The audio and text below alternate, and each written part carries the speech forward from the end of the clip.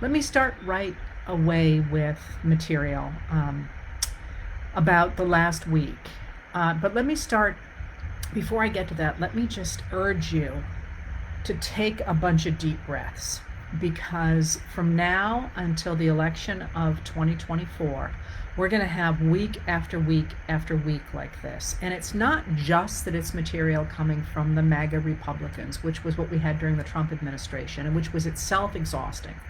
It's that there is that, then there is, world affairs, then there is what's going on domestically in this country at the state level, and then of course what the Biden administration is doing. And every night I actually read the news for a long time, and then I try and get some exercise to figure out what is the theme, because there's just way too much, and I am living this stuff really thoroughly, so you don't have to. So if I'm having a hard time, I totally get how you must wake up and go, oh my God, razor wire, oh my God, abortion rights, oh my God. Recognize that we've got to be here for at least, I don't know, what is it, 16 more months? You cannot react to everything every single day. You just can't. Nobody's got that kind of elasticity in them. So just be aware it's okay to look away. It's okay, to regroup and to go pick raspberries or do whatever it is that helps you feel human again, and that itself is a form of resistance. To help out your neighbor, to read a book, to do the things that reestablish your feet underneath you. So I want to start with there, because as I say, it's not going to get easier, and I really notice I get a lot of messages from people every day, and I can feel the breathlessness starting up again. And like I say, it's going to be one really bumpy ride for the next 16 months, and nobody's got the energy to focus on it all the time. And that you may notice that sometimes I don't talk about your favorite topics or topics that people want me to talk about. And part of that is I just don't have the bandwidth to learn, for example, what's happening right now in, I don't know, pick a country. Really interesting stuff, but I just don't have that bandwidth right now. So if you're feeling like you don't have bandwidth, that's okay.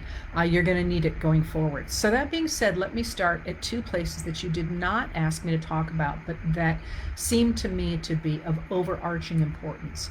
And the first of that was the summit of NATO, the North Atlantic Treaty Organization, last week in Vilnius. And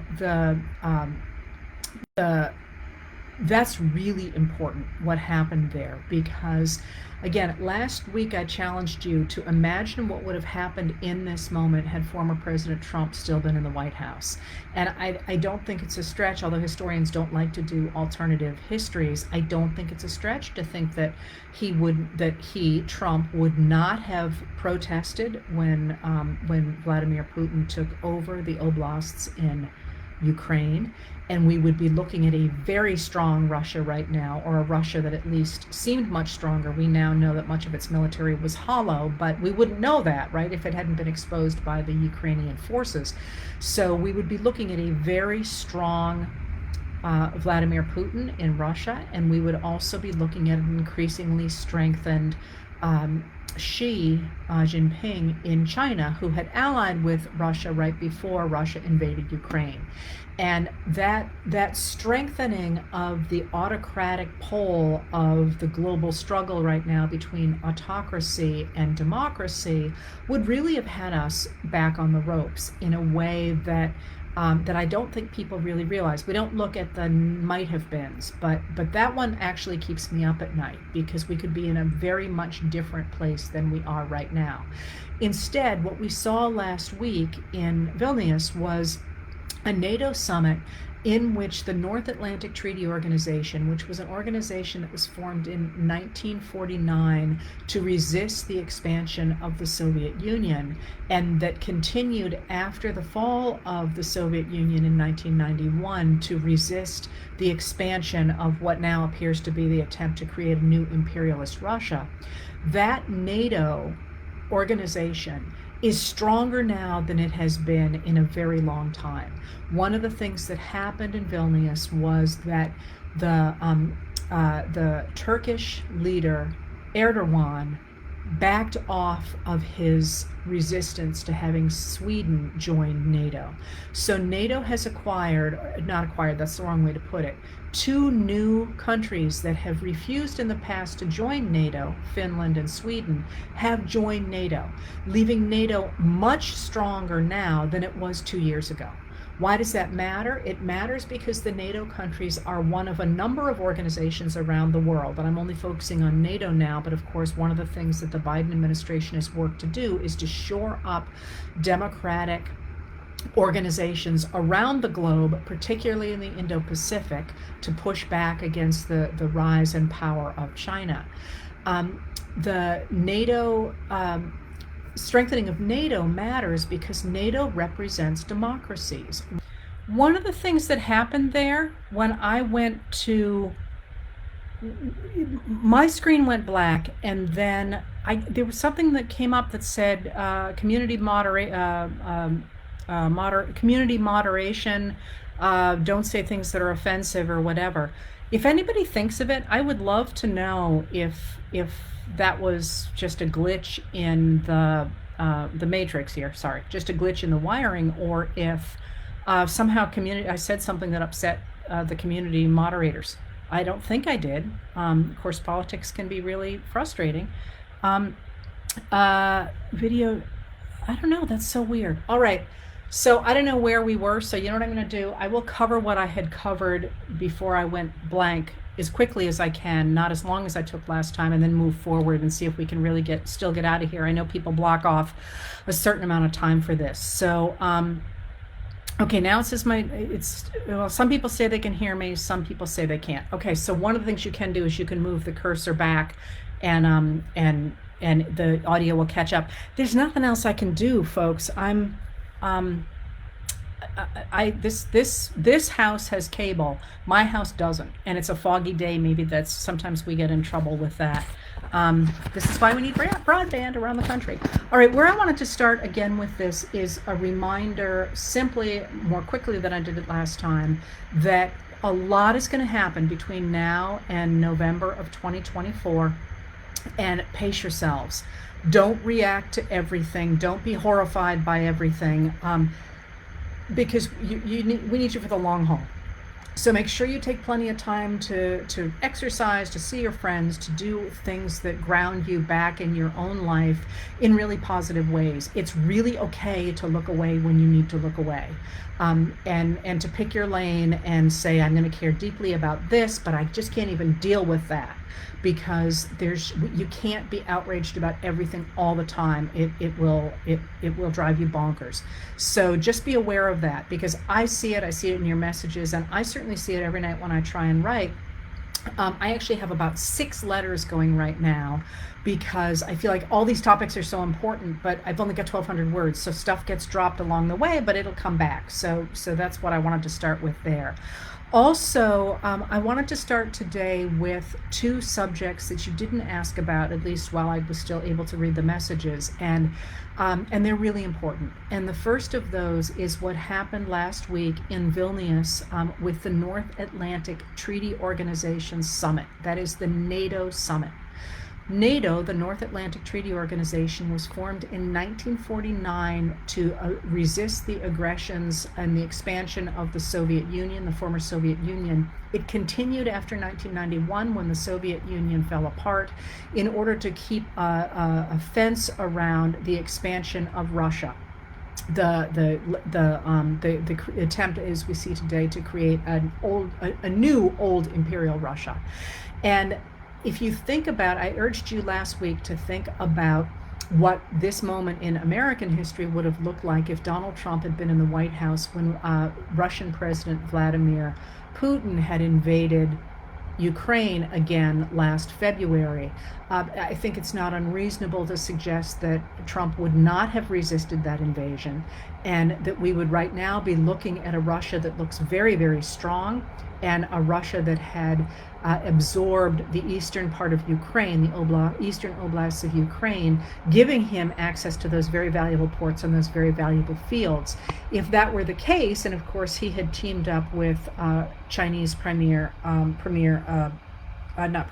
Chinese leader Jinping right before that invasion, we would also be looking at a much stronger China as well, because of the fact that President Joe Biden worked to maintain alliances, including the NATO alliance, against the expansion of Vladimir Putin into Ukraine. We are seeing instead a much stronger NATO, a NATO that last week talked about the admission not only of Finland, which has joined NATO and joined NATO a while back after decades of resisting it, but also now Sweden. So NATO is much stronger today than it was 2 years ago, and that matters because NATO represents countries that, at least on paper, believe in the idea of democracy and the rule of law, and crucially also believe in a rules-based international order. And what that means is that the international community does not accept the idea that just being a strong country means you can absorb all the little countries. So that idea that you can't do that you have to, if you have a problem with your neighbors, you should work it out at the UN, or you should work it out in various ways, but you can't simply invade. That has been the system that has kept the globe on a relatively peaceful footing since World War II. And every time you say that, somebody's like, what are you talking about? We just in America alone have been at war ever since World War II. Absolutely true, but that's not the same thing as World War III, which is what everybody was concerned about after World War II. So the strengthening of NATO and the values that it espouses is really the big story of last week. The fact that the global balance has shifted, and that global balance has shifted, first of all, because of the Ukrainians, who were like, you are not going to invade and take over our country, and also because the coalitions that Biden and Secretary of State Blinken and Vice President Kamala Harris and all the people who work in that administration have helped to nail together, have really managed to shift the global power of democracies versus autocracies. And that's really important. The other piece that I wanted to, I'm seeing that somebody's suggesting they can't hear. Maybe not. The other piece that I wanted to emphasize that you didn't ask about, but that I want to make sure is on people's horizons, is that we really must deal with climate change. And that's something that I don't write about in the letters, which are focused on American politics for the most part. That's my specialty. But one of the things that has really jumped out in the last several weeks here in the United States is that we have crossed into the realm that scientists have been telling us for many decades that we would, a period of completely unstable weather patterns that are not sustainable for human life. And that's something that again, I always like to look back to pretend I'm 150 years in the future and looking back at this moment. What do I see in the last week? That paragraph in my book is going to be about NATO and about climate change and the extraordinary temperatures around the globe, the flooding, so on and so forth. And those are things that, even though I might not talk about them a lot, those are really big deals. Both of those things. All right, so if that's where I was when everything went haywire with that first video, which, by the way, I will take down and leave this one up. The other questions that you asked about are themselves very interesting. So what everybody wanted to hear about, first of all, was the target letter that the Department of Justice has it's been confirmed now, has issued to former President Trump. That target letter has come out of the investigation of Special Counsel Jack Smith, who was charged with looking into both the Mar-a-Lago documents case, that is the accusation that Trump had retained a number of national security documents that bore classified markings and refused to give them up. He was also, if you remember when I talked about that, I said, that wasn't the only thing he was supposed to do. He was also supposed to look into the January 6th attempt to the attempt to overturn the 2020 presidential election. Again, I always like to point out that the people who argued that that election was fraudulent only talked about the presidency. Even though the ballots are all the same, nobody ever questioned the election of representatives or senators or anything else that was on the ballot. They only talked about the president. I think that's actually quite significant in terms of the argument about whether or not the election could be argued to be fraudulent. If you thought that election was fraudulent, you would also have to contest any number of down ballot races that nobody ever complained about. So Smith was looking into that as well. Now, if you remember, he has indicted, the Department of Justice has indicted former President Trump on 38 counts of breaking laws over the documents, but this case was still outstanding. This morning, somewhat early, there was a blast on Truth Social from former President Trump saying that he had gotten a target letter. A target letter is a letter that goes to somebody that the Department of Justice believes, the prosecutors in the Department of Justice believe that they have seen enough evidence to charge that person with a crime, and their standards are pretty high. So that target letter says you are a target in an investigation, and in this case he has 4 days to come in and talk to the grand jury himself and say, well, no, you need my side of the story to tell you why I shouldn't be charged. So he has the right to do that, but Trump has had that opportunity before and has not availed himself of it. But there's a couple things interesting about this particular target letter, or rather the actions around it. I am not a lawyer, so I can't tell you, well, nobody knows at this point what's in the target letter, because nobody's seen it except Trump. And he ain't talking about that. But it's interesting to me, I think, that Trump claims anyway to have received the target letter on Sunday night, but then not to complain about it until today. Maybe he just, I don't know, was busy playing golf yesterday. Maybe. And we don't know. But it is worth thinking why he would want to draw attention to this thing today. And so what we know about the target letter, first of all, is that it certainly suggests that the special counsel expects to indict him for something, but we don't have any idea what.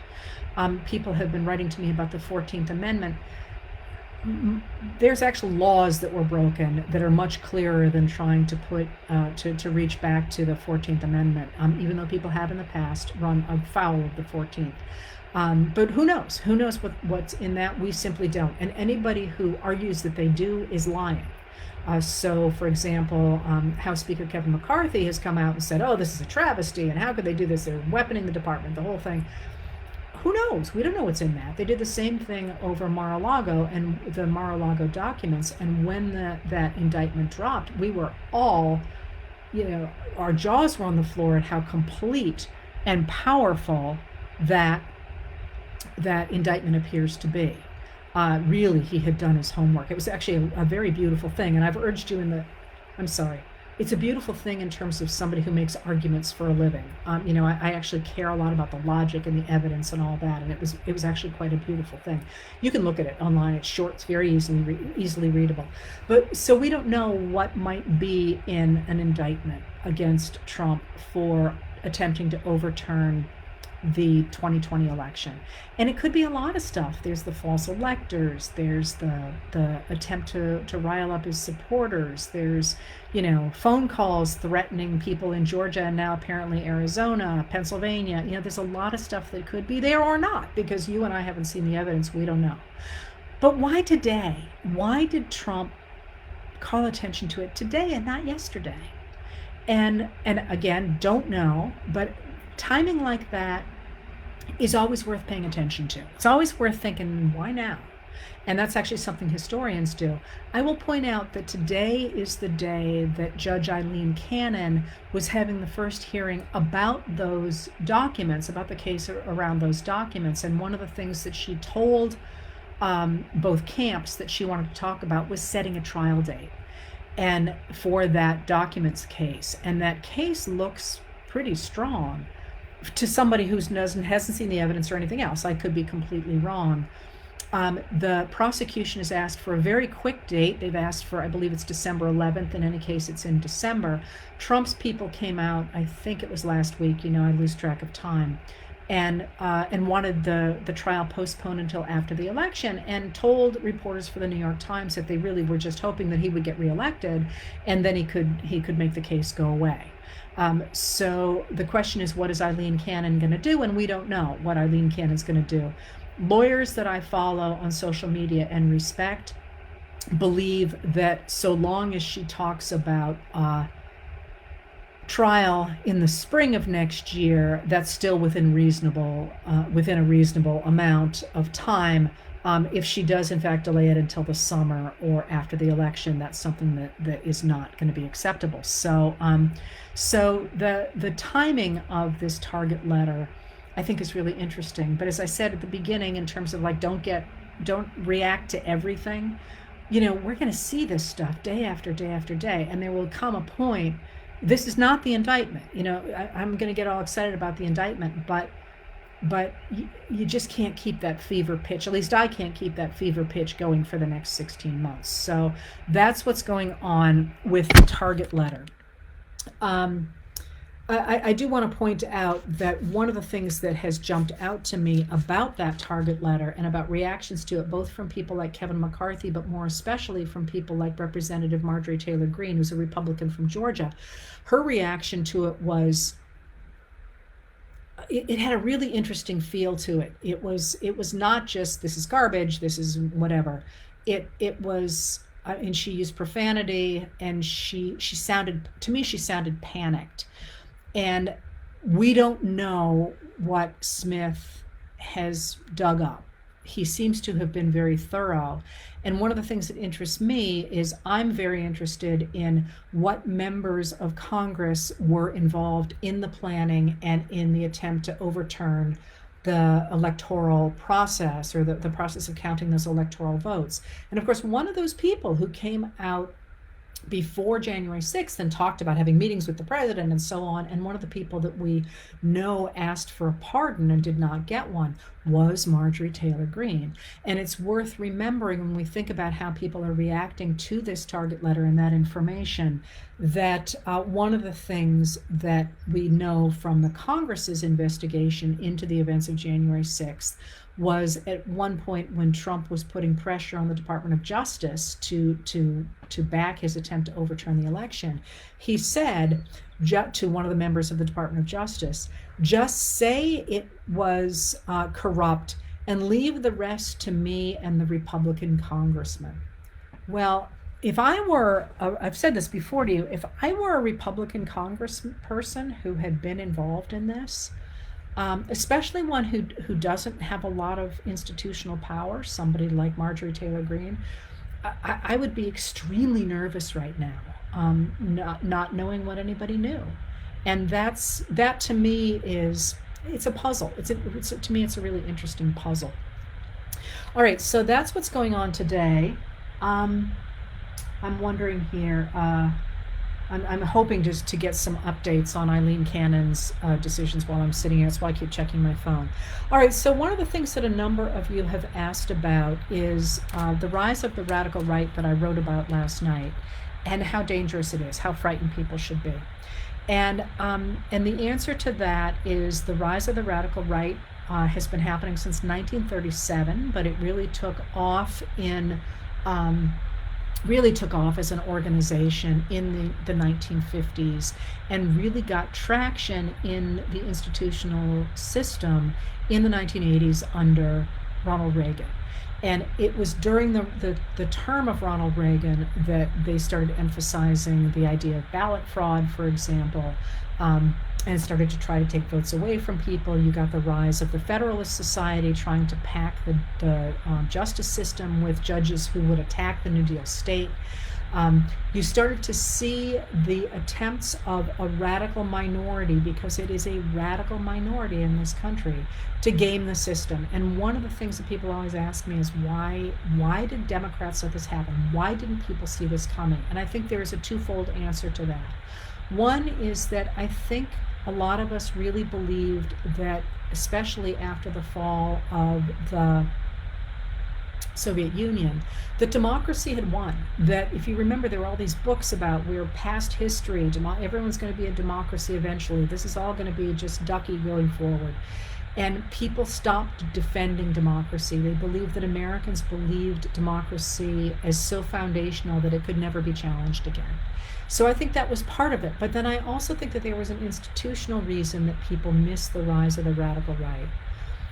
And that is that one of the things that happened, certainly in the 1980s and the 1990s, was that people who were calling out the radical right for what it was doing, the signing statements that now Justice Alito advocated when he was a lawyer for the Department of Justice under Reagan. When we talked about those things, and when politicians talked about those things, they got purged. They got, people were like, oh, that's a conspiracy theory. Oh, that's not happening. And somebody reminded me today about Hillary Clinton talking about a vast right-wing conspiracy. And everyone's saying, oh, she's crazy. She's seeing all this crazy stuff that isn't there. And of course, now we know she was right. But a lot of those people who were calling those things out got really hammered in popular opinion and in popular media, and ended up losing elections, and ended up having to temper what they said and how they acted if they were going to continue to have a voice in the popular sphere. And if they didn't do that, they got bled out of the popular sphere. By the 1990s, the radical minority in the Republican Party was doing the same thing within the Republican Party to traditional Republicans. So we get the rise of Newt Gingrich, who becomes House Speaker Newt Gingrich in the 1990s, talking about Republicans in name only, which was a fascinating and important way to take traditional Republicans, the people who get purged out of the party as rhinos, Republicans in name only, are actually the true Republicans. But these radicals got them out of the party by saying, you're not true Republicans. True Republicans believe in the destruction of the New Deal state. And unless you do that, unless you say no taxes, no regulation, and unless you start to get in bed, sorry about that metaphor, considering I'm talking about the evangelical voters, unless you get in bed with the radical religious right, you are not a Republican. And so they bled out of our system those quite traditional Republicans who have had such a positive effect on our history. I mean, the fact, it always blows my mind that the Republicans don't boast about having Eisenhower on their team.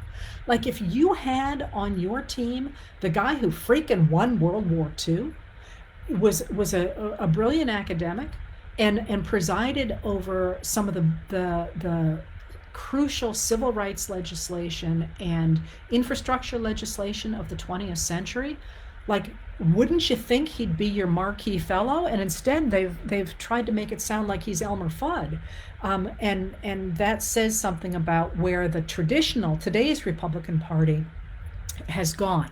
So that's, I think, how one of the ways we got there. But the question that you've asked is, how dangerous are they? Really dangerous, okay? And I will walk you through that in a minute.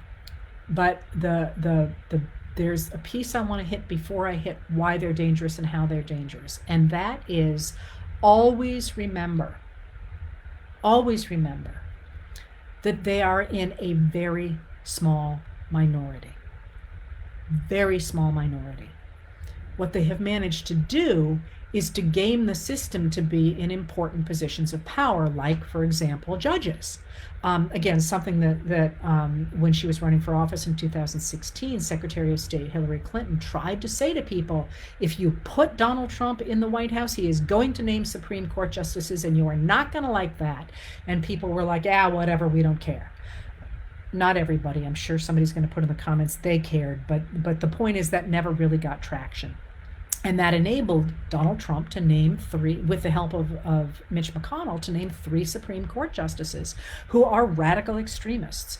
So this small minority has gamed the system, so it's in a lot of positions of power. But the reason I wanted to start with the fact they are a small minority, and one of the numbers that I wrote last night was, they're going after Medicare and Social Security, Medicare, and Medicaid. Americans like those things by huge numbers, in the 80% for Medicare. And those are not contestable numbers. The trick is to recognize that for a minority to take power, it has got to create the illusion that it has the majority. And the creation of that illusion has been a major part of the recent development within the Republican Party. The constant harping on how many numbers they have, how many people show up at things, how few people show up at Biden rallies, the fact that, we don't wear Biden hats, the constant attempt to say, hey, look, this book is really popular, this podcast is really popular, even though we know that those are not real numbers. Those are AstroTurf numbers. So, for example, when somebody has a best-selling book on the right, those books are bought in bulk, which is quite hard to say, by the way, by political action committees that then simply give them away. But they manage to goose their numbers so it looks like those numbers are very high.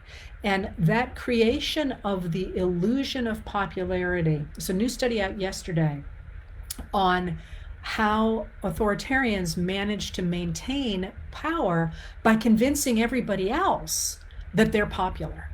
And one of the things that I am trying to do, and that I urge you to try to do if you care about this going forward, is to make it really clear that, in fact, the people who don't want children pushed back into razor wire are the majority in this country. And I don't actually think that's partisan. I think that regardless of where you stand on the political spectrum, most of us agree about pretty profound things. But a lot of people have been tricked into thinking that everybody else believes X and everybody else is pro-Trump. And I think you would be very surprised if anti-Trump people really start speaking out at how universally loathed the positions of somebody like Ron DeSantis are. They're just espoused by people who have the money to buy bots, for example, to work with disinformation campaigns to make them sound more popular than they really are. So I wanted to set this up by saying those of us who want to maintain American democracy are a strong majority, even in Republican-dominated states. And I'm going to go down a little bit of a rabbit hole here. One of the things that makes people who study voting, like I do, kind of our heads explode, is when we see repeated attempts in states to make it difficult for Democrats to vote. And then an election happens, and then you see headlines that say Black people didn't turn out to vote. And it's like, I feel like I'm living back in Reconstruction. And Carol Anderson has written a book, she's a dear friend, has written a book called One Person, No Vote, in which she really says, the first election after the Voting Rights Act was gutted by the Supreme Court, all the headlines said, Black people didn't show up to vote, Black people didn't show up to vote, Black people didn't show up to vote. And she said, it's not that they didn't show up to vote, it's that the changes that were made to state laws after the gutting of the Voting Rights Act made it impossible for them to vote. So the reason I mention that is because if you think about states like Georgia, Florida, Texas, Pennsylvania, but especially those first three, the ones that are really going out of their way to create obstacles to free and fair voting are not doing that for funsies. They're doing it because they recognize that if there were a free and fair vote, they would lose. And look at Ron DeSantis, for example, who squeaked in his first election and then won by a huge margin the second time around. Well, do you really think all sorts of people were suddenly like, oh yeah, I love this? No, you don't get that kind of a bump for the kind of policies he had. People weren't showing up to vote because they couldn't vote, or they didn't dare to vote because of his election police and because of the changes they made to election laws and all that sort of thing. So the reason I mention that is because when people say, oh, well, we got to write off, pick a red state, you got to write off some Republican state. No. We got to make sure people can vote in those states, because once they start voting in those states, they will vote these radical extremists out of power. The issue is if we don't make it easier to vote, make it possible for people to vote, we will end up with the kind of world that we saw in the United States between about 1874 and 1964, when, because of the suppression of both the Black vote and the anti-democratic big D, the Republican white vote in the South, because of the suppression of those votes, the parties switched sides. Because of the suppression of those votes, we ended up with a one-party state in the American South from about 1874 to about 1964, and people are like, "Oh, that couldn't happen in America." It did. I mean, we did this. We had a one-party state in the American South, and look what happened.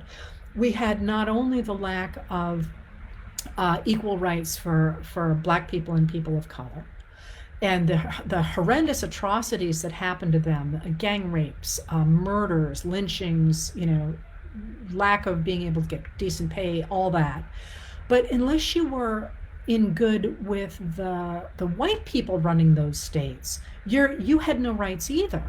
So the idea was that it was a system that only discriminated against African Americans and people of color. Certainly did them, but the whole point of getting rid of a system of equal rights before the law is that means anybody can be murdered, whatever, without it going to court because, it was the sheriff's son who committed the murder, or it was the sheriff's son who committed the rape. That's the world that a one-party state creates. And you also look at the economic power of the American South until the New Deal in the 1930s, and then the putting of military installations in the South during World War II. It was an economic backwater because nobody wants to invest in a country or in an area where there isn't the rule of law, because all it takes is somebody's nephew to undercut you, or do something illegal to you, burn down your factory, and you're done. There's no way to protect your income. That's the kind of world that a one-party state will create. And that's why it's so important for people to be able to vote.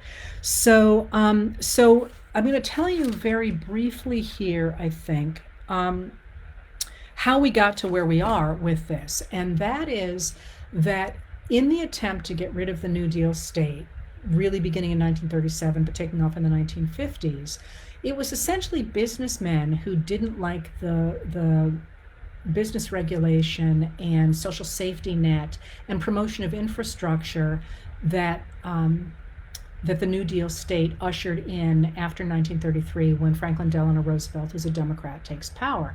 And he says to the American people, I'm going to offer you a new deal. We're not going to create a world any longer that funnels money upward and workers have no power. So he really focuses on returning power to workers, especially white workers and overwhelmingly male white workers under the New Deal. That then becomes enormously popular, and under Truman, especially, to some degree under FDR, but under Truman and then later on under Eisenhower, who's a Republican in the 1950s, that same federal government begins to protect civil rights as well. When it begins to protect civil rights, what that does is it enables the businessmen who could not convince workers that they should give up the rights that they had obtained under the New Deal, the early years of the New Deal. It enabled them to say, hey, wait a minute, we told you a powerful federal government was going to help Black people, help brown people. People always forget that Hispanic Americans are crucially important to the civil rights movement. And they're going to take your tax dollars. And the way that works, and this is a trope right from Reconstruction, is that in order for the federal government to protect the civil rights of Black people, for example, it's going to take a bureaucracy and it's going to take the military. And the only way to pay for those things is through tax dollars. And since white people have property and Black people don't, it's going to take white tax dollars to defend Black people. And you can see this really clearly after Brown versus Board of Education in 1954. In 1955, you get the establishment of National Review, the newspaper magazine by William F. Buckley Jr., which says that it's going to tell this a quote, violated businessman's side of the story, side of the New Deal. And very quickly it begins to harp on the idea that a federal government that regulates business and provides a basic social safety net and promotes infrastructure and protects civil rights is socialism. It's going to take white tax dollars for the benefit of Black Americans and brown Americans. That's the theme that the Republican Party rode on from about 1968 is when Richard Nixon grabs hold of it after the Civil Rights Act of 1964 and the Voting Rights Act of 1965. By 1968, Richard Nixon, I'm not going to go into Richard Nixon, but Richard Nixon began to argue that there were good Americans, the white guys like him, and he said to Southerners like Strom Thurmond from South Carolina that he would not use the federal government to enforce desegregation, for example. That Southern strategy is what takes those pro-business people and the racists, largely in the American South, and flips them over from the Democratic Party into the Republican Party. That's been the formula ever since. But here's the problem with that, is that American voters, whether or not they were Republicans or Democrats, like the New Deal state. We like a government that protects workers' rights. We like a government that gives us clean air and clean water by large numbers. We like that government. So the only way that the Republicans could continue to win races was by really emphasizing the social aspects of those bad socialist type people, by which they meant Black and brown people and women who wanted to work outside the home, feminists or feminazis, as Rush Limbaugh called them. And increasingly to demonize those people. If you remember, I've talked before about how the abortion issue comes up not as an issue about unborn life, but out of the issue of women working outside the home and attacking traditional family roles. That's how Phyllis Schlafly first articulates her opposition to abortion rights, which, by the way, were a Republican plan, which I've talked about before. Anyway, that increasing demonization of the other was one that the anti-tax, anti-regulation businessmen continued to use to get voters to turn out. But what Trump did, and then they also really kept reducing the ability of their opponents to vote. So beginning in 1986, you get the rise of Republicans talking about voter integrity or ballot integrity and talking about making sure that you have to have certain kinds of ID in order to vote. And we know from their private memos that they were literally saying this will help us get rid of Black people voting, because Black people at the time were expected by politicians to vote for Democrats. That begins in 1986. It really takes off in the 1990s, especially after the 1993 Motor Voter Act, in which the Democrats pass a law making it easier for people to register to vote, for example, when they register or when they get their driver's licenses. So by the 1990s, 1994 especially, the Republicans are really saying, oh, the Democrats can't win for real, they're cheating all the time. And they really start to talk about voter fraud and about the people who shouldn't be voting. And that demonization of the other becomes stronger and stronger as the policies that the Republicans are putting in place, especially the tax cuts under Reagan and George W. Bush, dramatically move money upward. And I've written about that a lot. That's really the root of our deficits right now, and it is the reason that so much money moved upward between 1981 and 2021, when Biden gets elected and starts to reverse some of those measures. So as that happens, and as they increasingly demonize those others, Black people, brown people, women, they really tapped into their most loyal voter base, which was evangelicals, extreme evangelical Republicans, but never with the idea that they would actually put those people in charge. What Trump did was he took that apparatus, apparatus, the voting apparatus, the takeover of the state governments in 2010 that enabled Republican-dominated legislatures to gerrymander their states extremely, to give them much more power at the state level and in the House of Representatives than they should have by any measure. They managed to take and create this apparatus that was designed to keep in power the guys who wanted to get rid of taxes and regulations. But in 2016, Donald Trump took that program over. And he took it over and he empowered those radical right evangelical Christians who did not want to get rid of the New Deal state in order to get rid of regulation and social welfare, but who wanted to use the state to enforce their version of Christianity. And that's what we're seeing now. We're seeing this huge revolution in Republican ideology where people like Ron DeSantis have not said we want to get rid of the big, strong New Deal state, but have said, no, I want the state to be stronger. I want it to police what people can read. I wanted it to take over the schools. I want it to police women's bodies. I want to tell Disney that it can't make decisions on its own. It has to do what I want. I want to be able to treat immigrants horribly. Those are all the outcomes of a strong state, not of the weak state that the previous Republicans wanted. And that part of the demonization of the other has gotten us to such a place where I'm reaching for some of the other things you talked about. And that was the revelation yesterday from the Houston Chronicle that allegedly the Texas border police have been ordered to push people back into the river as they are unlawfully crossing, and they have mined the river with razor wire, which is really important. If in fact that turns out to be true, there's a lot of reporting that it is, but that is when a society goes after its weakest members. It's always a bad thing when they demonize somebody, but going after children, as the Trump administration very deliberately did with its child separation policies. Immigrant children are about the weakest people we have, perhaps with an exception of disabled children, but these are profoundly weak people in our society. They don't speak the language, they don't have legal protections, they don't have money, their children down the list.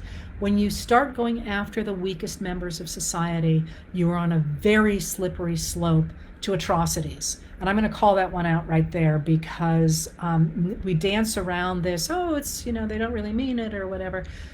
This is one thing that makes historians' hair light on fire, when a society is willing to commit atrocities against children. And it's interesting that the radical right is really milking that with its QAnon with its ideas of pushing this QAnon conspiracy theory, when in fact they themselves are doing it through things like the child separation policy, what we now hear about in Texas, and of course with what Putin is doing to Ukrainian children, and that they are defending. They're defending Putin for his behavior, and we know that he has committed atrocity and is wanted as a war criminal for his behavior against children. So it's gotten us to this point where there are people in our country who are willing to commit atrocities against children, and that is a really huge deal. Psychologically, to commit an atrocity against a child, against anyone, but certainly against a child, is crossing a major line.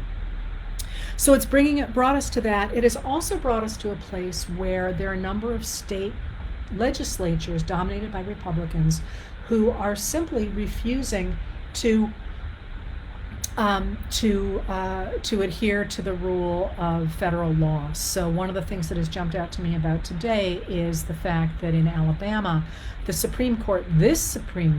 far-right Supreme Court has said that the Alabama districting map that they used in 2020 is unconstitutional. So they just drew a new map and did the same thing all over again, essentially thumbing their noses at the Supreme Court, saying, yeah, make us. It's going to be interesting to see how that plays out. That is, of course, creating this extremism of we can do whatever we want to force are minority views on a majority. And one of the reasons that New York Times article yesterday upset so many people and was so visible was that Trump has made it very clear that he intends to make this national if he is elected, or anybody like him. That's important, because you've all called out Schedule 2025. That actually began in the Trump White House when people like John McEntee, who was actually dismissed from the White House because he has a gambling problem, or allegedly has a gambling problem. He was dismissed under Chief of Staff John Kelly, and then brought back as soon as Trump got rid of Kelly and got another loyalist in there. The idea is to purge the government of civil servants and replace them with loyalists, people who will do whatever Trump wanted. There's two aspects to that are important. First of all, civil servants protect democracy. In order to have a government that runs on an even keel, you need a lot of bureaucrats who don't care who's in office, who simply want to do their jobs and get a paycheck. And that sounds like a horrible thing to say, but it is actually the bureaucrats who stabilize a system, because they don't care who's in office. That's the whole point. They simply want to, run their paperwork or do whatever, get their paychecks and retire after 40 years. That may not sound like it's a very important job. They're the ballast that keep the ship of state from listing. They are very, very important. So if you get rid of all those people who are very good at what they do, by the way, and replace them with loyalists, first of all, nothing gets done efficiently, because people like John McEntee have no training at all, and the people that he hires will have no training except loyalty. But they will also use the powers of the government simply in partisan ways. They're not going to care if the paperwork gets filed. They're going to care if they can exact revenge against their enemies. And that's important for that reason. It is also important for the reason that it is a truism when you study the rise of authoritarianism, that dictators have crappy people around them. They're people who couldn't succeed based on their own merit, and so they have latched on to the biggest bully in the room, and they recognize that if something happens to that bully, they're going to be out of a job if they're lucky, or in jail if they're not. So they're willing to do anything for that person, and you can see it in somebody like McEntee, or you can see it in somebody like Chad Wolf, who was the illegally acting Secretary of Homeland Security. I think it was Homeland Security under the Trump administration. I mean, he had nothing going for him at all, except he was a yes man to Trump. So the idea, what Trump and his people are advocating, is the destruction of the mechanics of our democracy and the replacement of that with a system that is loyal only to one person. And of course, Trump expects that to be him. But in a way, it doesn't matter. That is, Trump is erratic. He is not very good at what he does. He is, I'm sorry, I shouldn't say that. He's a very good salesman. Can't run anything to save his life. He's got decent people around him, or did have them in his businesses. Most of those people are gone now. He's a problem. More of a problem is the fact, if we set that system up, anybody who steps into there has the potential to become a very destructive authoritarian. And it's really important to remember that one of the very first things that Biden did when he took office, within days of taking office, was he overturned Trump's executive order that called for the gutting of the civil service and replacing it with loyalists. He said, I'm not going to do that. We can't have what is called Schedule F. It's a little complicated, but it's a way of reclassifying all sorts of civil servants and saying they can be fired for political reasons. Biden overturned that immediately because he said, that's not democracy. We're not going to do that. So the picture that people saw articulated in the New York Times yesterday was not something that we had not seen before. But what really jumps out is how few Republicans stood up to say, we oppose this. Asa Hutchinson did. He is running for president from Arkansas. He and that snowball have equal chances, I'm afraid. But he came out and said he shouldn't be running for office. This is not what we stand for. But did you hear anything from Mitch McConnell? I mean, if somebody was going to say something, it would be Mitch McConnell. John Thune, in the Senate as well, theoretically being groomed to be Mitch McConnell's replacement. Did you hear him out there saying that this is not something the Republicans stood for? These are establishment Republicans who should be out in front of the cameras saying that is not what American democracy is about, and we want no part of this. And they were dead silent. I watched all day to see who was speaking up, and if they spoke, I did not hear it. All right, so I will end here with one more question that you asked about, and that is lots and lots of questions about this new No Labels organization. It is not a political party yet. It is an organization. Enough that I'm interested in why so many people have heard about it, in the sense that that speaking of making things look more popular than they are, I wonder why there was quite so much attention on this particular group. I'm always suspicious when you start to see something getting a lot of traction. Maybe it's all organic, maybe it's not, but I'm always curious about that and about how you game that. So again, I know that I'm not going to use names here, but some of the major right-wing social media influencers who look like they have a ton of followers and all that, we know use businesses that amplify, that literally have phone banks sitting there automatically retweeting everything they do to make it look like they're enormously popular. They are not organic. So I'm a little curious about why suddenly everybody is talking about No Labels. What is the story with No Labels? No Labels is bankrolled by two people who previously worked for the Clintons and who now support the Republicans, one of whom has become a very vocal supporter of Donald Trump. Harlan Crow, who is the mentor, the financial fairy for Clarence Thomas, Justice Clarence Thomas, has given a lot of money to these No Labels people. And they certainly appear to be a group designed to split the Democratic vote. And a poll showed recently that if the election of 2024 comes down to a struggle between Biden and Donald Trump, Biden wins handily. But if there is a No Labels person in there, Donald Trump will win. That a lot of the Republicans who've been sucked off into the Democrats because they can't stand Trump will switch instead to something like a No Labels list, and they will split the votes that Biden needs to win, and he will lose, and Trump will become president and dictator. And I just don't think that you can argue with that any longer.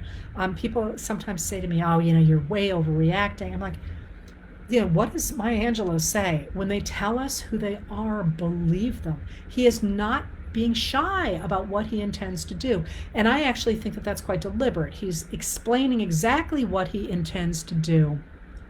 Because by forcing the rest of the Republicans to remain silent when he does that, he makes them buy into it. Like me just saying, Mitch McConnell must be on board. Well, if Trump gets in, and then he does this, he can turn to Mitch McConnell and say, well, you didn't speak up when I talked about this. I think he's being very strategic about how he does that.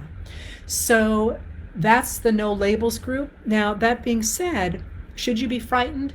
Yeah, this is probably the closest we have come. Not probably, this is the closest the United States as a whole has come to an authoritarian movement in our history, simply because we've had Nazi movements before, we've had the KKK, we've had plenty of far-right movements. This is the first time it has been so deeply embedded in a major political party. That's the big difference we have going right now. But this is the but part. It's where I started. The numbers of people who adhere to this ideology is very small. The people who want to restore American democracy is very large. That does not mean that we're going to agree on everything at all. It's totally healthy not to agree on everything. What's important to agree on is that we need democratic institutions to function in order for us to disagree in orderly ways. You got 51% of the vote and I got 49% of the vote, I guess I better find a way to convince more people that I'm right. I need better arguments. I need to demonstrate why my position is more powerful. All of those things, as opposed to saying I got 49% or I got 29% and you got the rest. I need to make sure you can't vote. I need to lie about you. I need to intimidate you. I need to swamp social media and convince you that all your followers are all isolated and they don't know each other and that they're in a minority.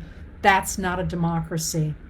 That speaks instead to modern American political machinations from places like Russia, where authoritarians have taken over a democratic system, essentially by convincing a large majority that they're in a minority and making them disoriented and making them disheartened and feel like they don't have a say and they can never have a say in their government, so they might as well just give up.